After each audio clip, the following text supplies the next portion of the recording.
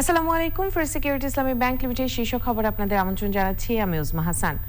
করোনার Omicron virus অপ্রত্যাশিত দ্রুততার সাথে ছড়াচ্ছে বলে জানিয়েছে বিশ্ব স্বাস্থ্য সংস্থা। যুক্তরাজ্যে অমিক্রনে আক্রান্ত হয়ে মৃত্যুও বেড়েছে। পরিস্থিতি নিয়ন্ত্রণে আজ থেকে আবারও লকডাউন দিয়েছে নেদারল্যান্ডস। বিশ্বব্যাপী করোনা ভাইরাস পরিস্থিতি নিয়ে রিপোর্ট করছেন ইলিয়াস কমল। বিশ্ব স্বাস্থ্য সংস্থা বলছে করোনা ভাইরাসের অমিক্রন রূপটি ডকুমেন্টেড কমিউনিটি ট্রান্সমিশন সহ দেশগুলোতে ডেল্টা স্ট্রেনের তুলনায় অপ্রত্যাশিত দ্রুততার সাথে ছড়াচ্ছে। 1.5 থেকে 3 দিনের মধ্যেই ভাইরাসটি দ্বিগুণ হয়ে ছড়িয়ে পড়ছে জানিয়েছে তারা। যুক্তরাজ্যে করোনা পরিস্থিতি আরও অবনতির দিকে যাচ্ছে। প্রতিদিন রেকর্ড পরিমাণ আক্রান্তের সাথে দেশটিতে বাড়ছে ওমিক্রনে মৃত্যুর সংখ্যাও। দ্রুত সংক্রমণ বাড়তে থাকাকে বড় ঘটনা বলে মন্তব্য করেছেন লন্ডনের মেয়র সাদিক খান। দেশটির জাতীয় স্বাস্থ্য সংস্থার সাথে আরও নিবিড়ভাবে কাজ করতে সব রকমের ব্যবস্থা করেছেন তিনি। যুক্তরাজ্যে সংক্রমণ বাড়তে থাকায় ভ্রমণকারীদের জার্মানিতে প্রবেশে আরও কঠোর হয়েছে দেশটির প্রশাসন। জার্মান নাগরিক ছাড়া যুক্তরাজ্য ভ্রমণ করা কোনো ব্যক্তির প্রবেশে বাধ্যতামূলক পিসিআর টেস্টে নেগেটিভ এবং 14 দিনের কোয়ারেন্টাইনের ঘোষণা দিয়েছে তারা। করোনার পঞ্চম ঢেউ মোকাবেলায় সর্বোচ্চ সতর্ক অবস্থানে রয়েছে নেদারল্যান্ডস। পরিস্থিতি নিয়ন্ত্রণে আনতে আবারও লকডাউনের ঘোষণা দিয়েছে তারা। রোববার সকাল থেকে দেশটিতে জরুরি দোকানপাট বাদে সব ধরনের রেস্টুরেন্ট, বার, সিনেমা হল, জাদুঘর 14 জানুয়ারি পর্যন্ত এবং 9 জানুয়ারি পর্যন্ত শিক্ষা প্রতিষ্ঠান বন্ধ ঘোষণা করা হয়েছে। বড়দিনের ছুটিতেও বাড়িতে 2 জনের বেশি অতিথি আনা যাবে না। এমন পরিস্থিতির মধ্যেও ভ্যাকসিন বিরোধী বিক্ষোভ অব্যাহত রয়েছে পৃথিবীর বিভিন্ন দেশে। যুক্তরাজ্যে এমন এক বিক্ষোভে পুলিশের সাথে সংঘর্ষ হয়েছে বিক্ষোভকারীদের। ইলিয়াস কমল, চ্যানেল আই।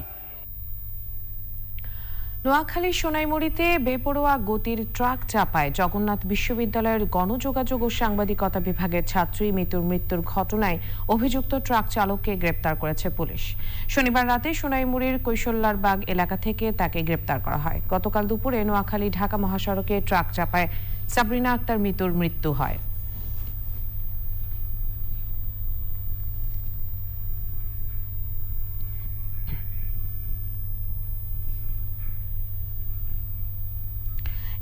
জানুয়ারি 6ষ্ঠ ধাপের ইউনিয়ন পরিষদ নির্বাচনের তফসিল ঘোষণা করেছে নির্বাচন কমিশন।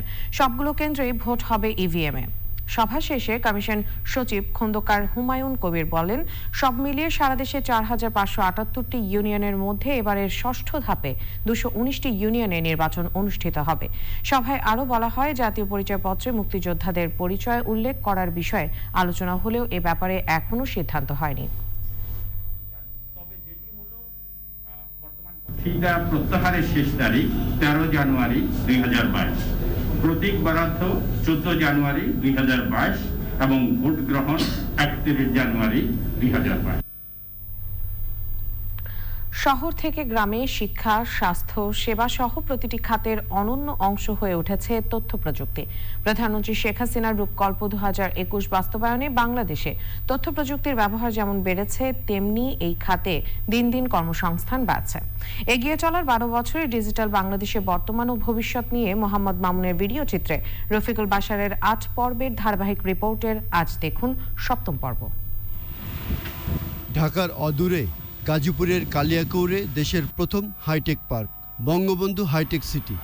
গত কয়েক বছরে দেশি বিদেশি 70টি প্রতিষ্ঠান প্রায় $12 কোটি বিনিয়োগ করেছে এই পার্কে। 2025 সালের মধ্যে প্রায় $130 কোটি বিনিয়োগ হতে পারে বলে প্রত্যাশা করছে সংশ্লিষ্টরা। পরিবেশ বান্ধব এই পার্কটি দেশের তথ্য প্রযুক্তি নির্ভর শিল্প বিকাশ ও উন্নয়নে অগ্রণী ভূমিকা রাখবে। মাননীয় প্রধানমন্ত্রী শেখ হাসিনা যখন আবার দায়িত্ব নিলেন, তখন যে ডিজিটাল বাংলাদেশ ঘোষণা করলেন, তারপর থেকে আজকের এই ডেভেলপমেন্ট। তো আমরা 70টি কোম্পানি দিয়েছি, তার মধ্যে প্রায় 12টি কোম্পানি কিন্তু আমাদের এখানে কাজ করছে। চিকিৎসা ও বৈদ্যুতিক সরঞ্জাম সহ বিভিন্ন পণ্য তৈরি হচ্ছে এই হাইটেক পার্কে। বিশ্ববাজারে আসছে মেড ইন বাংলাদেশ লেখা নোকিয়া ফোন, যা তৈরি হচ্ছে এখানে। উৎপাদন হচ্ছে স্যামসাং এর মতো অনেক বিখ্যাত ব্র্যান্ডের বিভিন্ন পণ্য। আগে আমরা যখন ফোনটা ইউজ করতাম তখন আমরা নোকিয়ার ফোনটা দেখতাম made in Finland, made in Hungary. So এখন আমরা সেটা দেখতে পারি যে মেড ইন বাংলাদেশ। আমরা এখন প্ল্যানিং করছি যে আমরা এখানে এক্সপোর্টও করবো। লাইক মাদারবোর্ড থেকে শুরু করে প্রত্যেকটা কম্পোনেন্ট আমরা বাংলাদেশে বানাতে পারবো এবং আগামী বছরের মাঝামাঝি আমরা সেকেন্ডি ফোনগুলো বাজারজাত করতে পারবো। তথ্য প্রযুক্তি খাতে বিনিয়োগ বাড়াতে দেশে বিশ্বমানের ৩৯টি হাইটেক পার্ক নির্মাণ করা হয়েছে।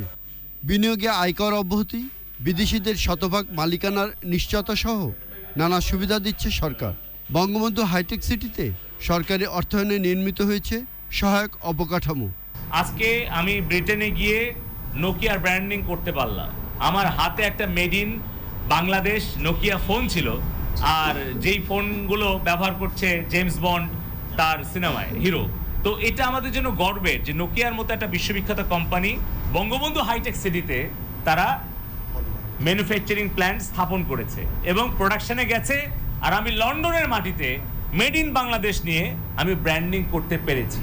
দেশের মাটিতে হার্ডওয়্যার ও সফটওয়্যার উৎপাদন হলে আমদানি কমবে, অর্জিত হবে বৈদেশিক মুদ্রা।